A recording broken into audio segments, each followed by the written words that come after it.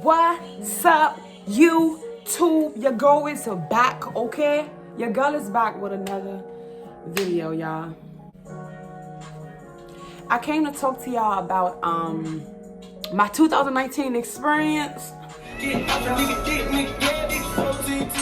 Diary. All I ever asked was you to pick up the phone when you alone. All I ever asked was you to.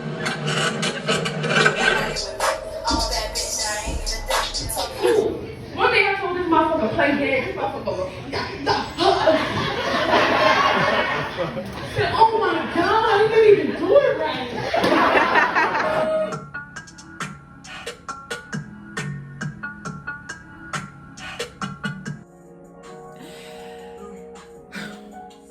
I've been broke so many times. All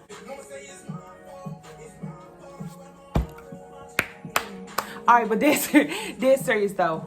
2019 for me, and how it was a roller coaster, and that shit made me go crazy. I'm making this video about basically like a review on like how 2019 was for me and how I like struggle so bad. If I had to describe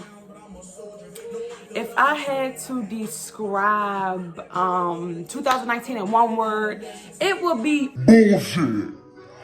Bullshit, bullshit, bullshit. That's what it is. 2019 taught me so much, you guys. Like, so beginning of 2019, let me turn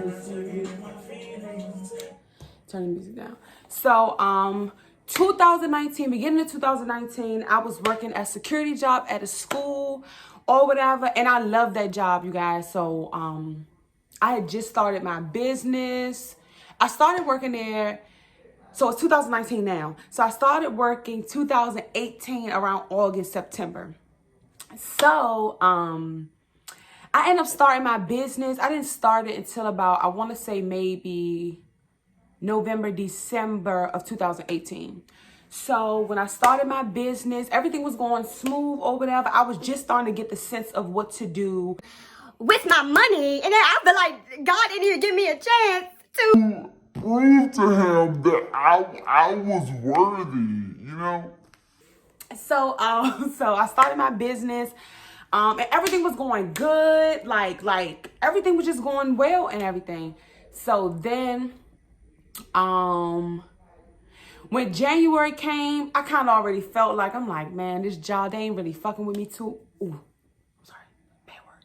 They not really messing with me too much here or whatever. So like, I was already kind of like, man, I'm looking for a job anyway or whatever. So y'all, February, your girl went and got her license. Yes. Your girl went and got her license or whatever, took my driving test, my road test, and that went well. Mind you, the first time I took it, I failed, and I failed 2018. Yeah, so I believe I took my 2018, I took my road test, and I failed. Let me tell y'all, this stupid. The motherfucker tell me, make a right, I made a left. Test over. I was so embarrassed because I heard him tell me, make a right. But left was on my mind because I was trying to hurry up and get back. I didn't even know this man I'm driving with. And then I had to use somebody. It was just a whole bunch of BS. So, make a long story short, I ended up getting a car March. So that was like 2 weeks after I got my license. I didn't save up for my car or anything, and it was my first car, so I jumped and got a car note. People told me like, oh, don't jump out there and do that, which I should have listened, but I felt like, shit, if I want it, I'ma get it. You know what I'm saying? Like, and everybody go through stuff to learn. Like, you have to make a mistake in order for you to learn like what to do next or whatever. So, I had my car for a while, and I felt like from January till about July, everything was going smooth. Everything was going smooth. I felt like I had the world in my hands. March, when I had got my car, I had got fired that same, I want to say probably like a week after I got my car. So luckily, I saved up a little teeny bit of money. I really didn't save up a bunch of money, but I saved up a little bit of money just in case it can roll me over to when I get my new job or whatever. And that didn't fucking work out. so I started doing Lyft. I started doing Uber. I started doing Postmates, Uber Eats. I started, and I wasn't applying to jobs and stuff like that because I'm so fucking lazy, and that bothers me sometimes. So I was doing a whole bunch of side jobs. Mind you, I still got my business going. So the money is still rolling in after me getting fucking terminated from a place that I was loved. Them kids loved me. You needed me. They need. You know how many fights I stopped? Huh? You know how many fucking swirlies I stopped, man? They still write me on Instagram and ask me how I've been, where I've been at. I was meant to have security there, but they didn't tell you that. I've been fucked up, y'all. It's like no, but on a on a serious note though, so everything was going cool. So I end up starting a new job. I got another security job. So I'm working security at this place. Mind you, I'm making about $20-something an hour, but my hours are like skinny mini. So it's like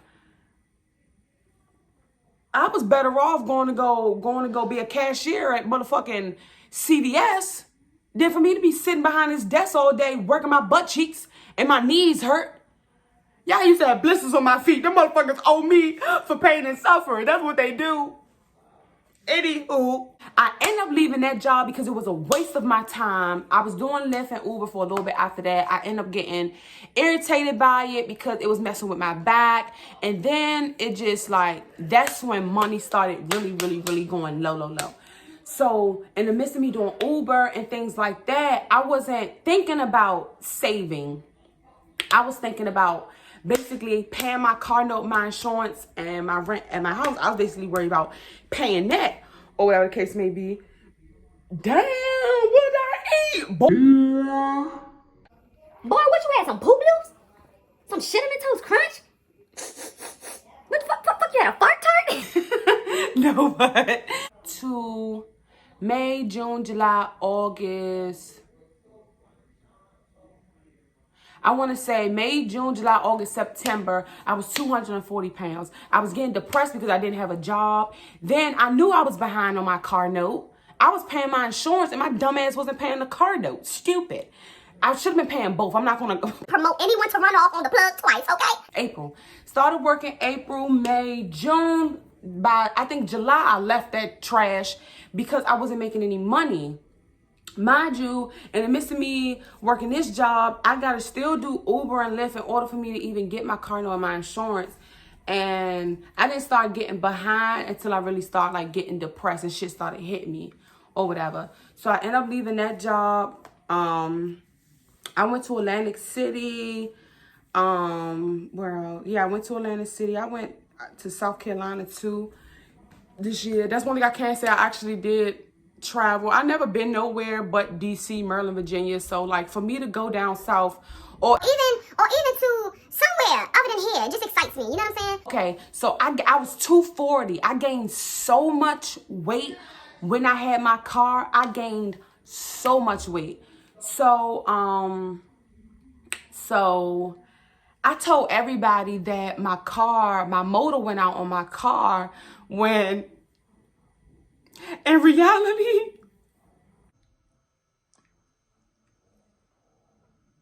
They took her from me. I knew they was coming to get her. I just didn't think they was coming to get her that soon.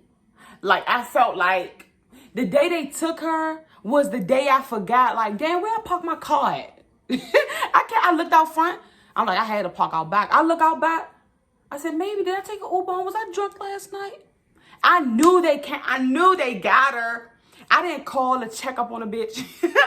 Nothing. I let her go. You want to know why? Because it hurt my feelings. Like, when you go through something like that, especially when you, like, your car repo or getting evicted or somebody's taking something back from you that you didn't really own, but you was renting it, but you couldn't like afford it, so they went and took it back. But basically, anything somebody takes from you, that shit hurts, and you don't want to admit it. For a long time, I was like really depressed because I didn't want to admit that, damn, like, I was going to run into I told you so. So, that blew over, whatever the case may be.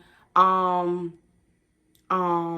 cut a lot of people off 2019. I cut a lot of people off, like, any type of energy that was draining me. If I had, and this could have been my best friend. My best friend came around me and was like, oh, girl, why Charlene ain't had no socks on the other day? And then she had holes in her stockings, but I seen her leaving Mr. James' house. I don't want to hear about that. If this shit is not putting no money in our pocket or not bettering us, like, mentally, I don't want to hear about it. So I started cutting a lot of negativity off, like things that was draining me or just making me feel like I even had to explain myself. I was cutting it off. Like, I didn't want to deal with it no more. And that's when I started noticing that I was really sitting in on, all right, I don't have a job. I'm not working right now. I don't have a car. I was depressed, but it was really sitting with me to where you have to get on your shit. No one's going to help you. I always felt like, because even when I was in school, I was staying with my ex-boyfriend. So it was like I kind of always had that freedom. And with money, I was always manageable with money when I saved it. But I learned my lesson when it came to my car as well. I knew that you have to save.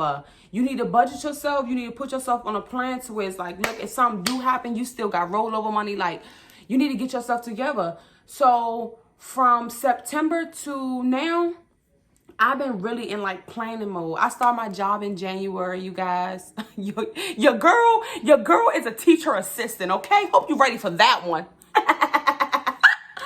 Start my job in January, y'all. I'm just so ready.